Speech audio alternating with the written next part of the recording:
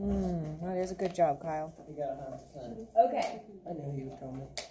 so get your notes out. We were on slide 35, but we did not get to finish Rift Valley. So we're gonna kind of go through the slides and then we'll probably come back to the videos possibly tomorrow, depending on how much time it takes us today. Kind of determine, where we get those videos, whether it's today or tomorrow. So we had looked at tsunamis, geysers, hot springs, hot spots. All of the geysers, hot springs, and hot spots, they're very, very related to the heat that's coming from the inside of the earth, right? We have these things because of that heat. Obviously, to have hot water that's boiling underneath the surface, it has to get heated by something. Same with our springs and the hot spots. We're going to watch a video on hot spots. It's going to explain how the Hawaiian Islands were actually created, like why they are what they are, and how they got there. You can see these red dots kind of scattered all around this map. Those are locations of known hot spots. Okay. And again, sometimes this happens because the crust is a little thinner in places and it gives that hot magma kind of an escape or a place to come closer to that surface. Even if it's underwater, it's still considered surface if it reaches through that crust. Like a vent. Yeah, basically. I think that we talk about vents on the next slide. Hold that thought. So we're going to take a look and it's going to kind of show like how, because the plates are moving, if the hot spot's staying the same, you can kind of track things based on that plate movement. So we'll look at that a little bit more when we get to that video as well. Rift valleys. Now, think about it. We have oceanic crust and we have continental crust. Well, we get plate boundaries happening at oceanic plates and at those continental crust plates, right? So different things can happen depending on what kind of crust is involved that's, like right above that plate area. So rift valleys are going to form when the crust is at a divergent plate boundary along our normal faults, and this is where you're going to be dealing with continental crust. So we've talked about divergent boundaries at seafloor spreading, forming that mid-ocean ridge. But the same process of this crust spreading can happen at continental crust as well.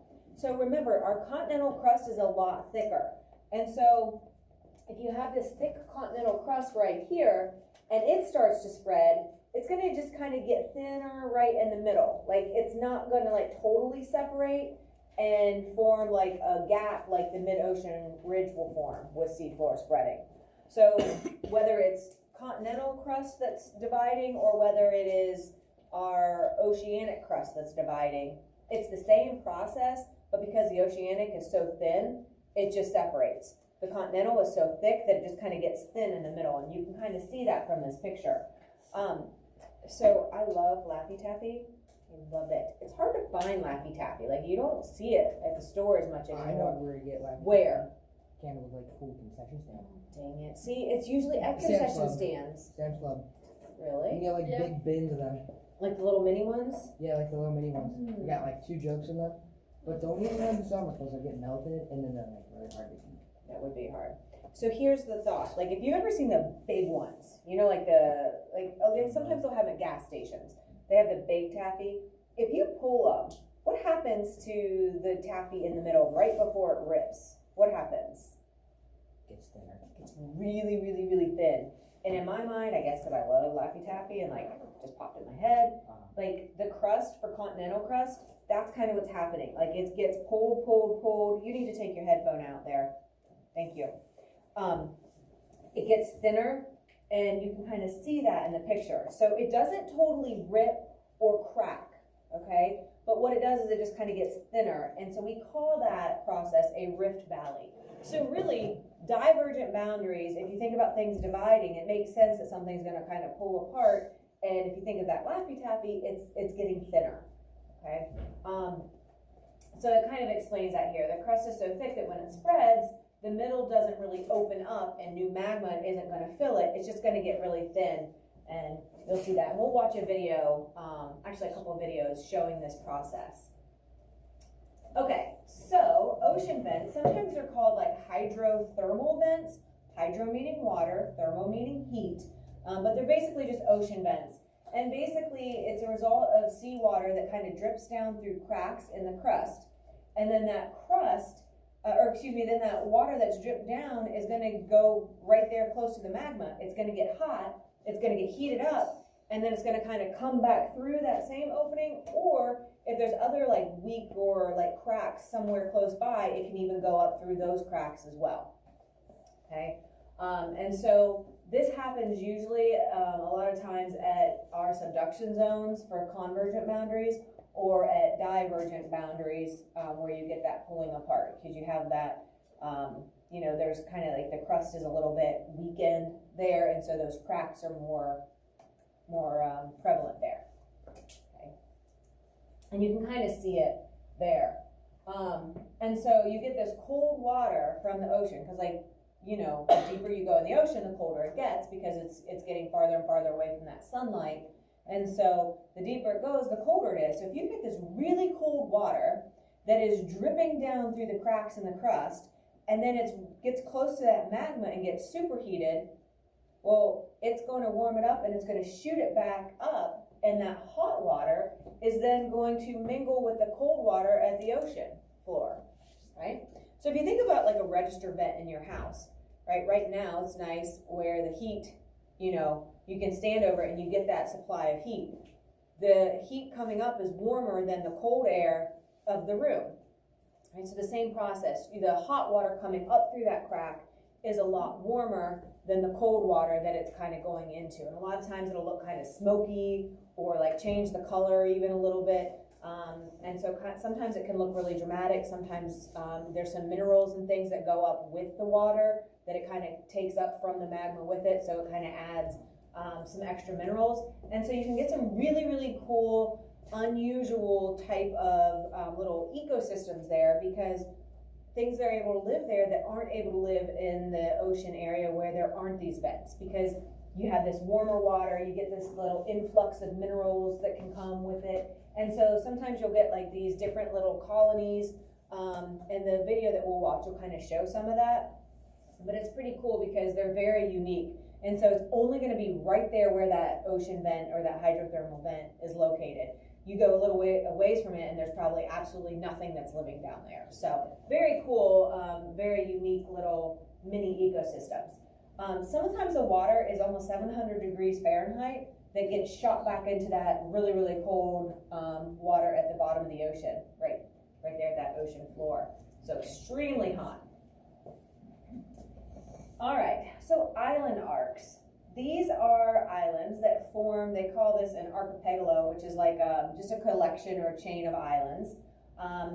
And what happens is, this is at a subduction zone. So instead of the volcanoes forming on the actual coastline, like we looked at before, sometimes you can get at that subduction zone. So my oceanic plate is more dense, it's subducting down beneath the continental. And remember how we said that the plates don't necessarily line up with the coastlines. So the plate boundary is out here away from the coastline. So the subduction zone is happening away from that coastline, but it's running parallel to the coastline. So this is where you're going to get the volcanoes forming, because you get the subduction zone, the more dense oceanic plate is subducting beneath the denser continental, the less dense continental plate, and so then this magma gets superheats the old oceanic crust, and then if there's any cracks, the magma can shoot its way up, right? And that happens all along the border, okay, all along that plate boundary area. And so if this is happening in the ocean parallel to the coast, then we're going to get a line of volcanoes that form parallel to the coast, right? And we call that an island arc. We'll watch a video that kind of shows this process as well, so you can kind of have that visual. We looked at it where the volcanoes were forming on the continental crust, just depending on how closely the plate boundaries actually line up with the coastline. Either they'll put the volcanoes out in the ocean if it's farther away, or if the boundaries line up really close to matching the coastline, then the volcanoes would be lined up as part of that continental crust and they'd be on the land. So, but it's the same process either way. Right? So it's kind of crazy if you think about it. We're standing on this crust, right? And it doesn't seem like the crust is doing anything, right? It doesn't seem like our ground or our earth, there's anything going on beneath it, right? But we know that that is definitely not the case. We have all those things that we just looked at that are examples of things that are happening or are processes that are going on or have happened to give us some of these things that we don't have an explanation for otherwise. So it's kind of crazy, you know, thinking of it. It's kind of like when you have a beautiful, nice day, like, I don't know, like Saturday was, and then, you know, this weekend we're supposed to have snow and ice and sleet and, you know, teens again. It's like when you have a beautiful, wonderful day out, it's hard to believe that we'll ever have bad weather again, right? So it's kind of the same thing like with the earth, right? The crust is so still and stable, it doesn't seem like anything could be going on beneath it, at least for me. Like, and that's what's so cool about science, I think, is that it gives us kind of an understanding and realize that the way things appear isn't the way they always actually are.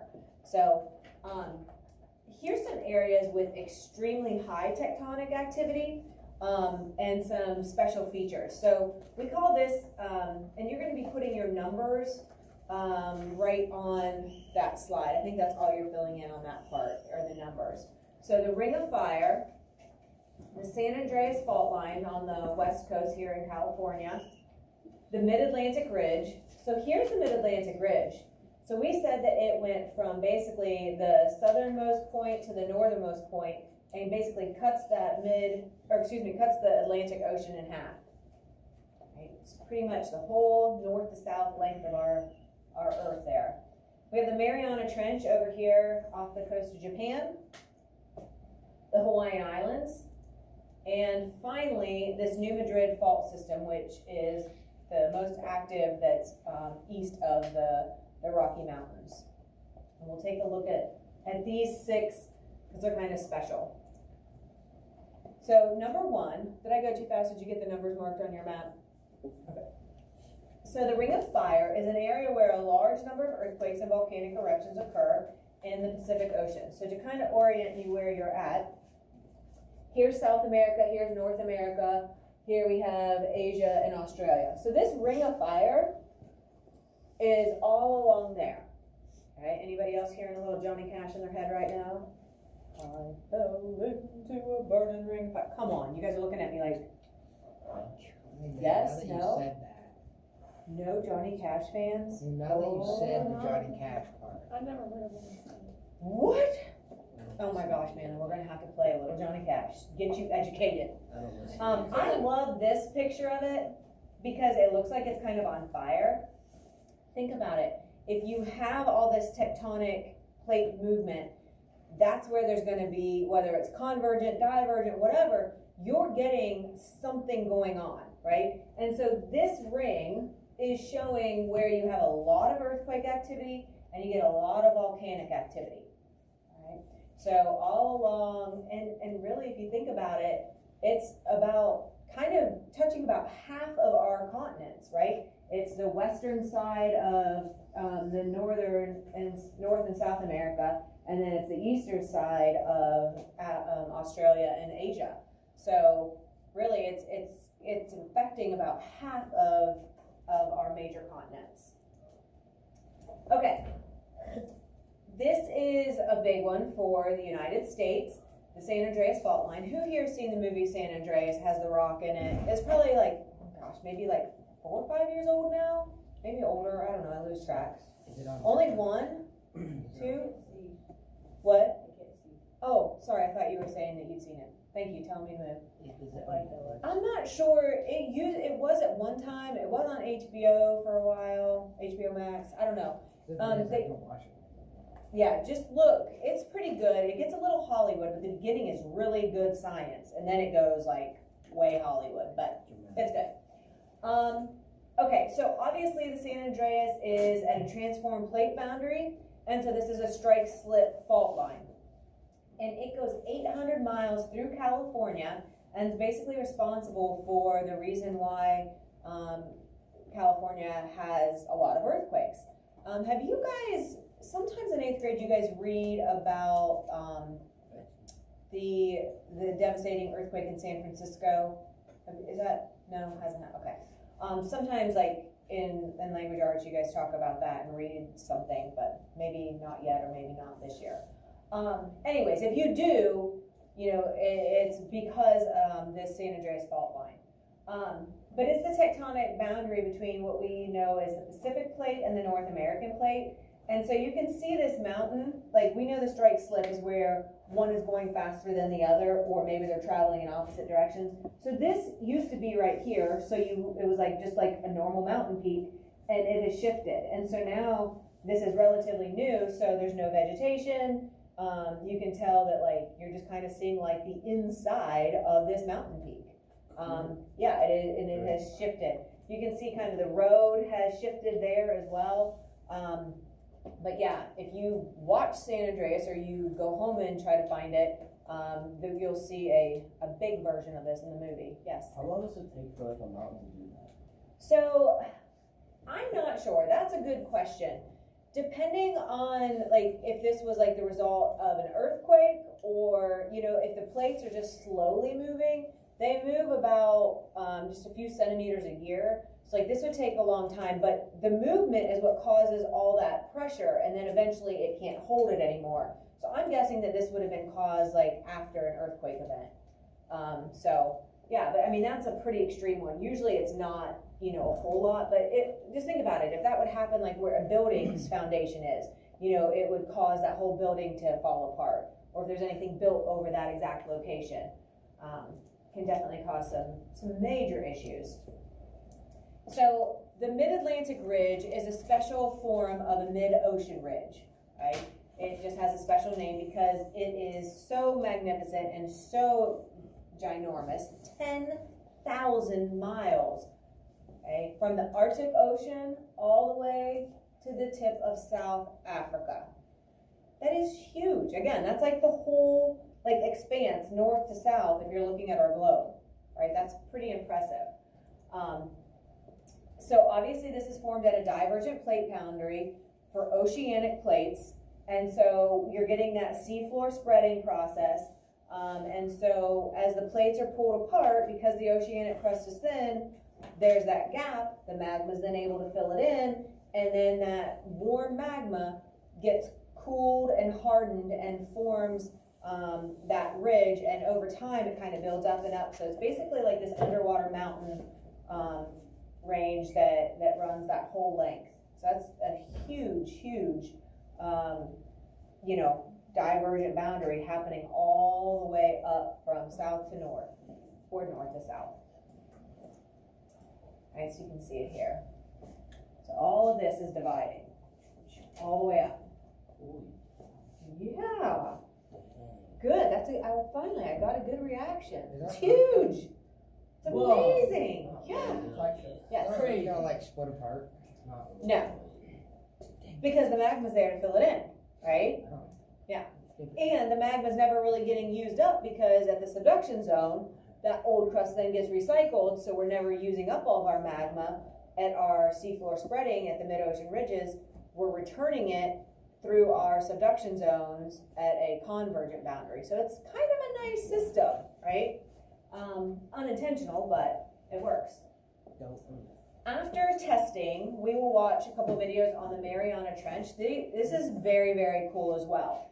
So again, one of our misconceptions is that the ocean floor is just nice and flat and smooth, like this floor, right? No, right? We just said that there's a mountain range under the ocean. Well, there's also a lot of trenches, and so this is a trench that is right off of, like, it's near Japan, it's with the Mariana Islands, but it is the deepest part of the ocean, deepest part of the world that we know of, okay? It's pretty phenomenal. So if you take Mount Everest, which is the tallest point on Earth, it's 29,000 feet, or 8,800 meters, right? If we were to set that into the Mariana Trench, like flip it up and put it into the trench, you would still be 7,000 feet from reaching the bottom. Yeah, right? Pretty, yeah. I mean, it's hard to wrap your mind around. I think that we're usually like blown away by space and how big it is and how much there is out there. But we think, oh, we got it. We live on Earth. We understand everything about here on Earth. But you get to the ocean and it's like a whole nother world, right? It is. It's kind of like the liquid version of space is the way I always kind of think about it. Yes? How do they know how deep it is? Hold that thought. They're going to explain it on the video that we'll watch. But they have actually been able to send equipment down there, and they've been able to kind of track that. The pressure beats are great. Yes, and so there have been some issues. So we'll talk about that too. And so this is the cool stuff that I want to do and talk about with you guys. But because it's not on the test, I don't want to take the time right now. But we will come back to it. Everything that we skip and like the cool stuff, we'll come back to. I write it down so I don't forget. So we will come back to it, I promise.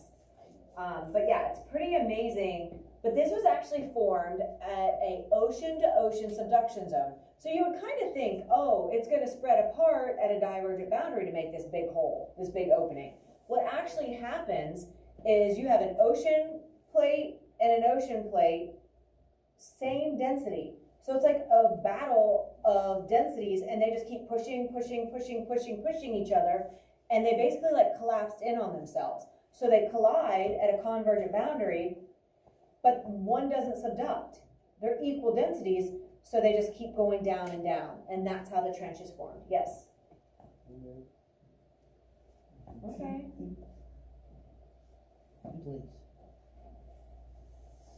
So pretty, and I know like when I think about it, I'm thinking, oh, I think about it wrong.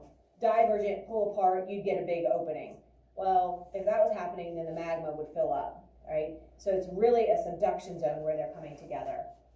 Or excuse me, a convergent boundary where they're coming together. But you don't get the subduction because they're equal density.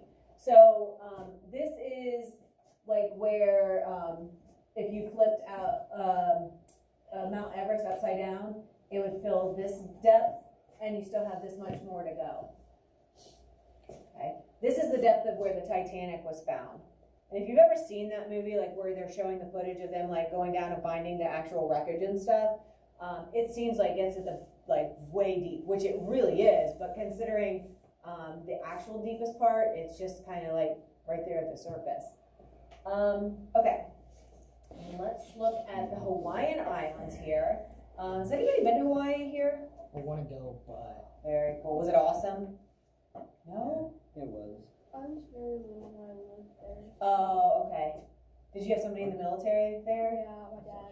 Very cool. So you don't remember a whole lot? I remember some of it. It's pretty small. My mom says that once you see the whole island, it's kind of boring. Yeah. I had friends that lived there, and they kind of said the same thing. They're like, yeah, it'd be cool for like a week or two and not to live. Kenna, what about you? I was there in 2016, I believe. Cool. For like a little family trip, but I kind of got bummed out because I got yelled at the whole entire time there. So you just I begged was to... a bad child. I was really staying in the hotel room for pretty much the whole entire time. Alright, well that's a bummer. Go all that way and not get to see it all. I got to see my grandma though. So. That's Were you the bad child? Okay, so notice how it says that these islands were built from hot spots. So we talked about those, right? It's where that magma will come up through the crust, and if you get enough of it and then it starts to cool, if it gets above the water level, then it's going to form an island, or it could form an island. And that's actually what's happened. So the hot spot's actually here. We know that the plates are moving in this direction, so it'll, like, this one used to be over here, and then the plates moved, and then this one formed, and then the plates moved, and then this one formed, the plates kept moving, and then now this one formed.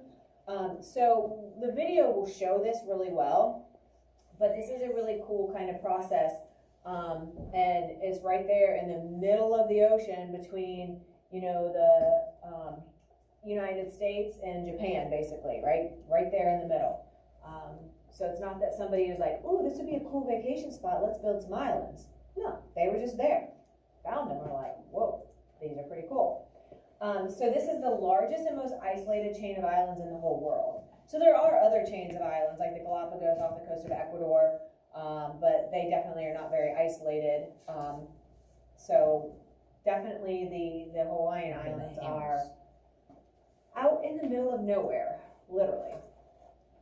All right, so the New Madrid fault system, I don't even know why they call it that, but that's the name of it. If you look here, here we have Indiana and Kentucky, Tennessee, Mississippi, Arkansas, Missouri, and Illinois. This area right here is considered the New Madrid seismic zone. Sorry. Goodness.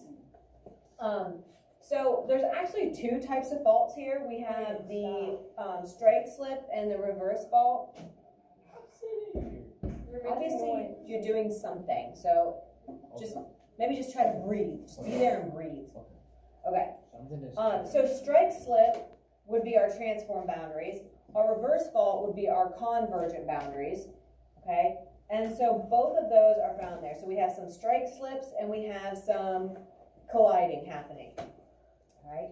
And so this is, if you notice, the red dots are magnitudes greater than 5.